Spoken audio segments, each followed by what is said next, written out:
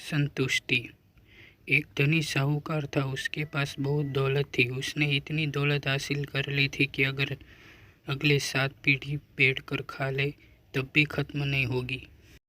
हालांकि यह अमीर आदमी तब भी खुश नहीं था। उसके मन में कुछ ऐसा था कि वह रात भर सो नहीं पाता था, इसलिए वह सच्चे सुख से वंचित रह गया। उसने सबसे पूछा कि वो ऐसा क्या कर सकता है जिससे इस शर्मिंदगी से छुटकारा पा सके और सुख और शांति से रह सके। किसी ने उसे कहा कि संतों की शरण में जाओ तो संत आपको इससे बचाएंगे। धनी संतों की तलाश में गया। रास्ते में एक साधु महाराज एक पेड़ के नीचे बैठे थे। धनी व्यक्ति ने उनका अभिवादन किया और कहा, गुरुजी, मेरे पास किसी वस्तु की कोई कमी नहीं है। अगली 7 पीढ़ियां बैठकर बिना काम किए आराम से खा पाएगी। फिर भी मैं खुश नहीं हूँ, क्योंकि एक व्याकुलता मुझे सोने नहीं देती। साधु महाराज ने कहा, पहले बता कि आपत्ति क्या है, फिर उससे कैसे छुटकारा पाया जाए वह तुझे बताता हूँ।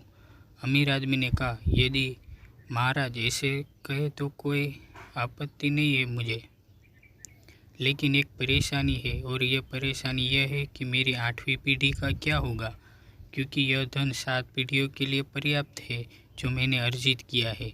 सिर्फ चिंता 8वीं पीढ़ी की है। साधु महाराज मुस्कुराए और बोले, चिंता मत करो, मैं तुम्हें इस परेशानी से बचाऊंगा।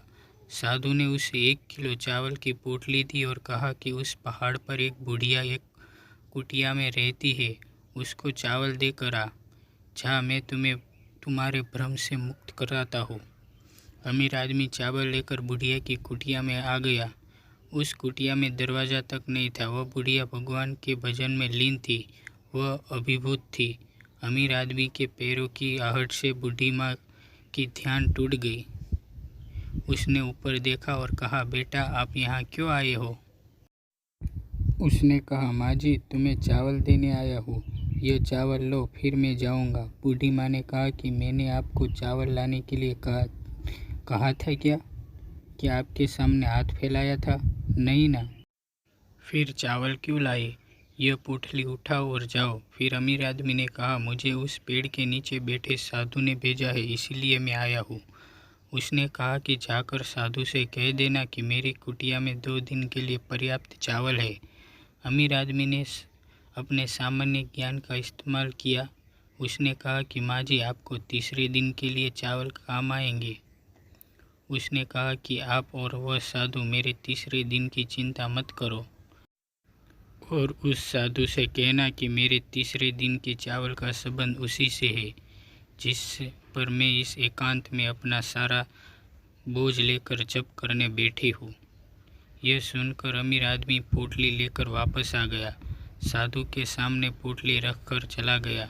साधु ने उसे पुकारा, अरे ओ साजन, तुम समस्या लेकर आए हो, है ना? मैं तुम्हें इससे बाहर निकालने जा रहा हूँ। अमीर आदमी ने सिर झुकाकर कहा, महाराज, मुझे जवाब मिल गया। वो बुढ़िया तीसरे दिन के चावल नहीं है तब भी खुश है, और मेरे पास सब कुछ है तब भी मैं दुखी हूँ। जिसके पास कुछ भी नहीं है वह अगर अपने भविष्य का विचार नहीं करती और भरोसा करती है कि भगवान कुछ बुरा नहीं होने देंगे, तो फिर मैं, जिसे भगवान ने इतना कुछ दिया है, मुझे इस फालतू की चिंता में नहीं पड़ना चाहिए। यह मुझे समझ में आ गया है।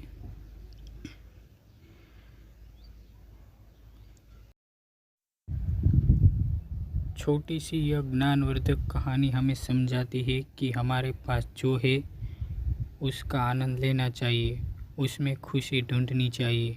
जो नहीं है उसके बारे में फालतू की टेंशन लेकर हमें अपना सुख चैन नहीं खोना चाहिए।